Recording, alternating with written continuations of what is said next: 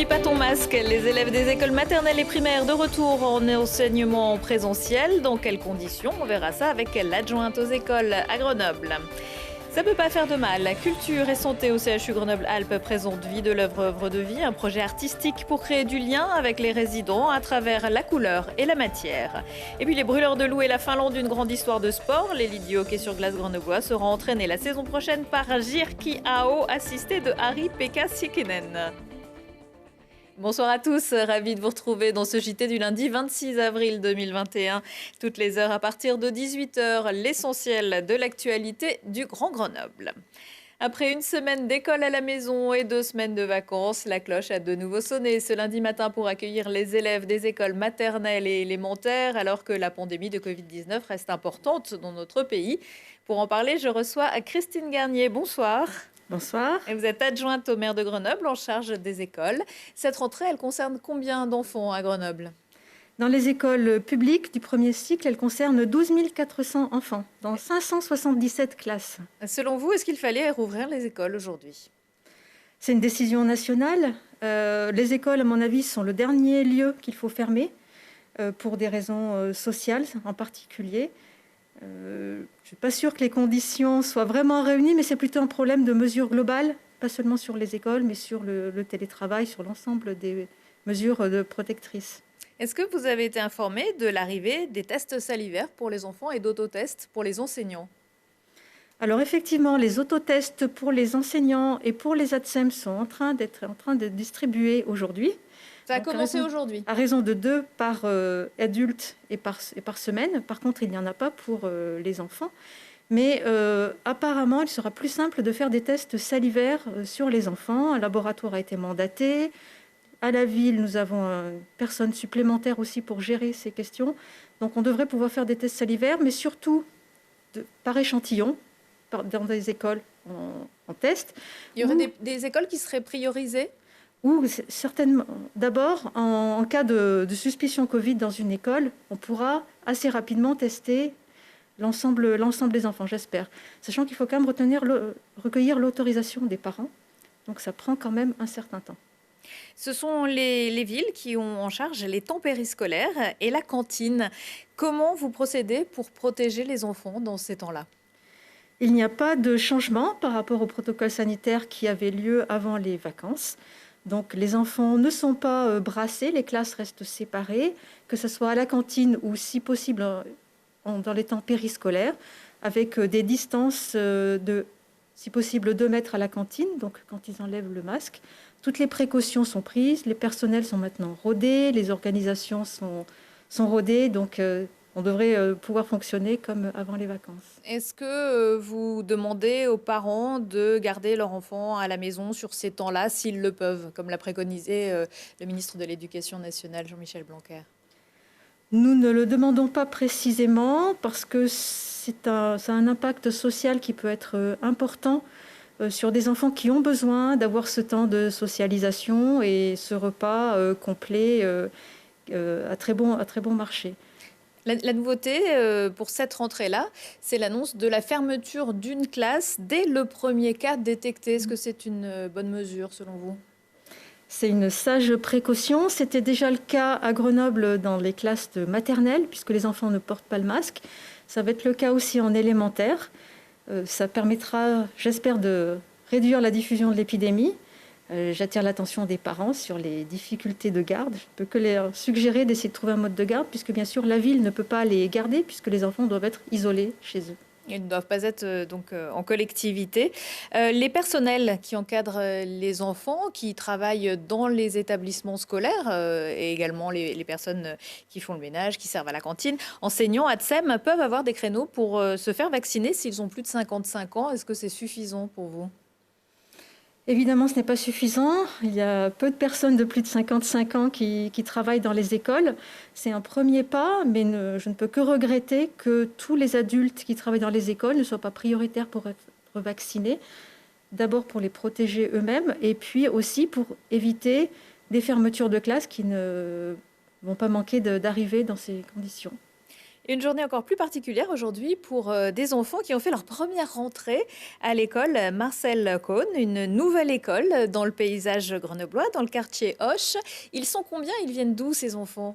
Alors c'est l'école Marianne Cohn, Marianne, pardon. qui est effectivement dans le quartier Hoche, qui était déjà présent dans le quartier. C'est une espèce de dédoublement de l'école Lucie Aubrac qui est située à proximité. Il y a 7 classes donc, qui ont ouvert ce matin pour la plus grande joie des enfants, qui a été très heureux de découvrir ces locaux avec une école tout en bois et très agréable. Un petit mot sur cette école, elle fait partie du plan école de la municipalité d'Éric Piolle qui avait été déjà voulu il y a 7 ans.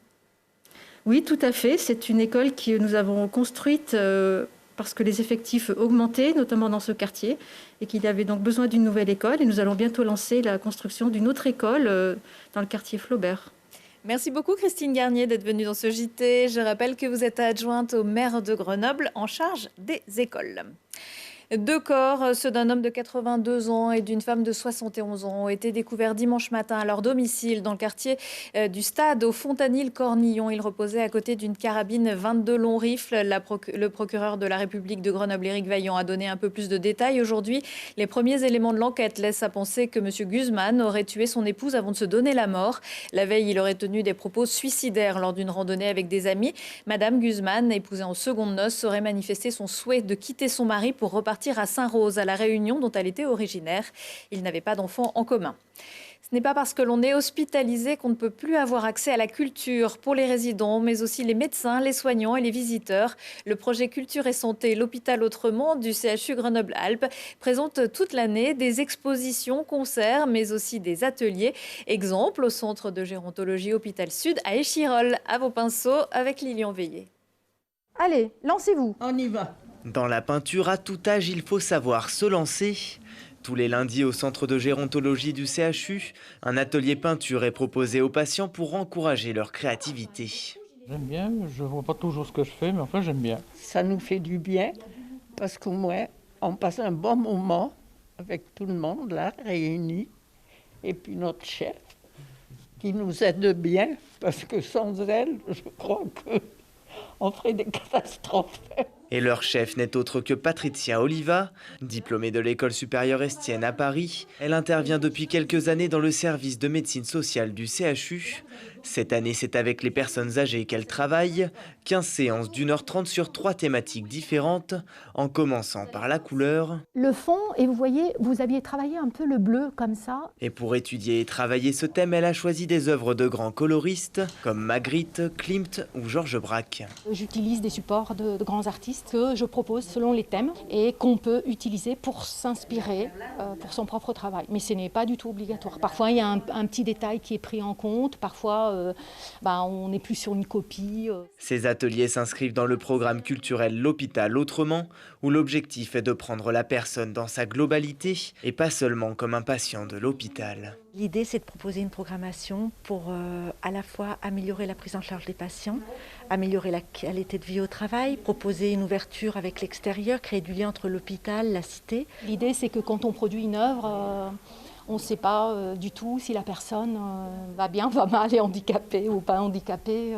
Ça reste une production poétique, artistique. Les ateliers prendront fin avant l'été et une exposition des différentes peintures devrait avoir lieu à l'automne.